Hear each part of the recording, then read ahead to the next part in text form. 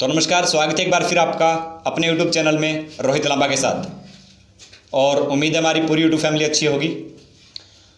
Police प्रशासन होता तो आम आदमी की सुरक्षा के लिए है, रक्षा के लिए है, लेकिन बहुत बार ऐसी तस्वीरें देखी गई हैं जिसमें लगता है कि पुलिस प्रशासन दादागिरी कर रहा है आम आदमी पर।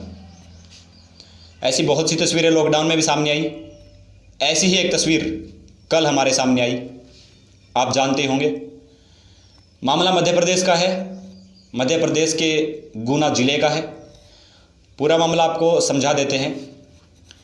कुछ साल पहले गुना ज़िले के एक मॉडल कॉलेज की माफ़ कीजिए, एक ज़मीन दी जाती है 20 बीघा कॉलेज प्रशासन को, और जगपुर चक नाम के एक क्षेत्र में ये ज़मीन दी जाती है कॉलेज को, वहाँ पर कॉलेज बनवाने के लिए। लेकिन कॉलेज प्रशासन वहाँ पर बहुत दिनों तक कॉलेज बनवाता नहीं है, और उसके बाद गब्बू पारदी नाम का एक शख्स उस ज़मीन पर कब्जा कर लेता है। और कब्जा करने के बाद वहाँ पर खेती वगैरह होनी शुरू हो जाती है, लेकिन पुलिस वहाँ पर जाकर वो कब्ज़ा हटवा देती है। लेकिन फिर से जो कॉलेज प्रशासन है वो हरकत में नहीं आता और कॉलेज वहाँ पर नहीं बनता। तो लापरवाही होती है ये कॉलेज प्रशासन की। जो शासकीय कॉलेज है उसका प्रबंधन है, वहाँ पर कॉलेज नहीं बनवाता। इसी लापरवाही की वजह से दोबारा से वहाँ पर कब्ज़ा कर लिया जाता है अतिक्रमणकारियों की तरफ से। और कब्ज़ा होने के बाद जो गब्बू पारदी है फिर से इस ज़मीन पर एक्टिव हो जाता है, और वो किसानों से पैसे लेकर वो ज़मीन किसानों को बेच देता है कब्ज़ा करने के बाद। तो किसान अपनी खेती करनी वहाँ पर शुरू कर देते हैं और आराम से वहाँ पर खेती करते हैं, और कॉलेज प्रबंधन इस मामले में कोई संज्ञान नहीं लेता। लेकिन कल जैसे ही इस मामले की खबर पुलिस को चलती है तो पुलिस पहुँचती है वहाँ पर, और वहाँ पर किसान होते हैं, किसानों के बच्चे होते हैं। तो वहाँ पर वो अपने खेतों में काम कर रहे होते हैं आराम से, और उन्हें ऐसी कोई खबर नहीं होती कि पुलिस आ रही है या कुछ ऐसा है। काम कर रहे होते हैं तो शाम के वक्त पुलिस उनके पास पहुँचती है, और पुलिस कहती है कि ये जो ज़मीन है ये ज़मीन सरकारी है और कॉलेज प्रबंधन की है, तो आप इस ज़मीन से हट जाएं। लेकिन जो किसान दंपति है, किसान लोग जो होते हैं वहाँ पर, वो बोलते हैं कि ये ज़मीन हमने पैसे में ख़रीदी है और हम यहाँ पर खेती कर रहे हैं, तो हम कैसे छोड़ सकते हैं, इससे हमारा गुजारा चलता है और हमने ये पैसे में ख़रीदी है। लेकिन पुलिस नहीं मानती, क्योंकि पुलिस के इरादे कुछ और ही थे और कुछ और ही करने के लिए पुलिस गई थी वहाँ पर। तो पुलिस उनको फिर से समझाती है कि आप हट जाइए यहाँ से, ये ज़मीन सरकारी है और आप यहाँ पर खेती नहीं कर सकते। लेकिन दंपति जो है किसान, वो जिद पर अड़ जाते हैं कि ज़मीन हमारी है, हम यहाँ से नहीं हटेंगे। उसके बाद पुलिस जेसीबी को बुलाकर उनकी फसलों को नुकसान पहुँचाने की कोशिश करती है। लेकिन उस बीच जो किसान दंपति है वो कहते हैं कि चलिए हम ये ज़मीन छोड़ देंगे, लेकिन कम से कम जो ये साल है ये तो कम से कम पूरा होने दीजिए, जो फसलें अभी हैं वो कट जाने दीजिए। शायद 2 से 3 महीने और बचे हुए हैं फसलों को कटने में, तो 2 से 3 महीने का टाइम उन्होंने मांगा था पुलिस से कि 2-3 महीने और दे दो हमें, ताकि ये फसल काट कर हम यहाँ से चले जाएंगे और हमें नुकसान भी नहीं होगा और हम फिर छोड़ देंगे ज़मीन, ऐसा उन्होंने बोला। लेकिन पुलिस फिर से उनकी बात नहीं मानती और पुलिस फिर गुस्सा करती है, और इसी बीच पुलिस जेसीबी को बुलवा लेती है।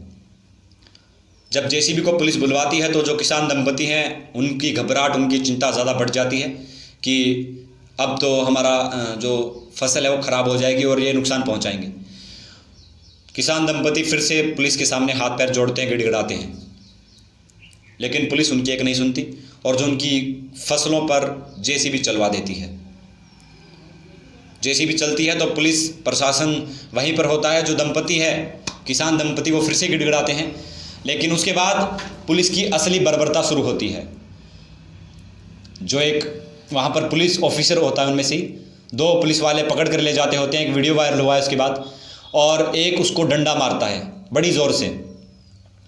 उसके बाद वहाँ पर लेडीज़ पुलिस भी थी। लेडीज़ पुलिस ने जो वहाँ पर महिला थी उसको भी नुकसान पहुँचाया, उनको खूब मारा, खूब पीटा, और इतनी बर्बरता शायद कोई किसी इंसान के साथ कर सकता है जितनी बर्बरता उन्होंने की है।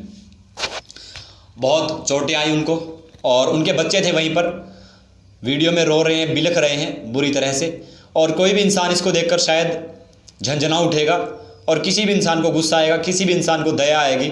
लेकिन पुलिस प्रशासन को इस पर कोई दया नहीं आई और कोई उनको ऐसी भावना नहीं हुई कि ये इंसान है, इनको भी दर्द होता होगा।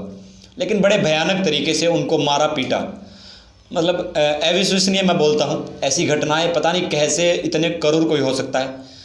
उनको पुलिस मारती है, उसके बाद जो दंपति है, किसान दंपति, उसमें से जो महिला होती है वो कीटनाशक दवाई पी लेती है। जो खेतों में आमतौर पर हम छिड़काव करते हैं वो कीटनाशक दवाई पीती है और उसके बाद बेहोश हो जाती है। उसके बाद उसको अस्पताल में रेफ़र करवाया जाता है। मामला ऊपर पहुंचता है, वीडियो वायरल होता है। वीडियो वायरल होने के बाद मामला हरकत में आता है और अधिकारी हरकत में आते हैं। मामला इतना बढ़ जाता है कि मुख्यमंत्री शिवराज सिंह चौहान हरकत में आते हैं, संज्ञान लेते हैं और कलेक्टर और एसपी को सस्पेंड कर दिया जाता है। और फिर बयान आता है कि आरोपियों को छोड़ा नहीं जाएगा। लेकिन बाद में ही क्यों ये होता है कि आरोपियों को छोड़ा नहीं जाएगा? क्यों पहले से ही नहीं देखा जाता कि जो घटना घट रही है वो कितनी गलत है और मतलब कितना करूर व्यवहार उन लोगों के साथ किया गया है? अगर आपने वो वीडियो देखा होगा तो शायद ही आप आहत हुए होंगे। मैंने इस वीडियो को 2 से 3 बार देखा है और सच में दिल इतना आहत है कि मैं क्या ही कहूँ पुलिस के ऊपर, कि पुलिस प्रशासन ऐसी ऐसी चीज़ें करता है जिसका कोई आधार नहीं है। लॉकडाउन में भी ऐसी बहुत सी तस्वीरें आई, लेकिन वो हमारे फ़ायदे के लिए था। लेकिन यहाँ पर कोई फ़ायदा नहीं था, आराम से बैठकर मामला सुलझाया जा सकता था। लेकिन पुलिस ने क्रूरता दिखाई और बहुत ही भयानक रूप पुलिस का देखने को मिला। हम इस हमले की, हम इस वीडियो की कड़ी निंदा करते हैं पुलिस ने जो ये कार्य किया है, और हम यही चाहते हैं कि आगे से ऐसे कार्य ना हो। आपकी क्या टिप्पणी है इस पर ज़रूर हमें कमेंट बॉक्स में बताएं और वीडियो को आगे शेयर करें ताकि लोगों को पता चले। और चैनल को सब्सक्राइब कर लीजिए ऐसी अपडेट के लिए। देखते रहिए पिंटू चौहान और रोहित लांबा के साथ। राम राम, धन्यवाद।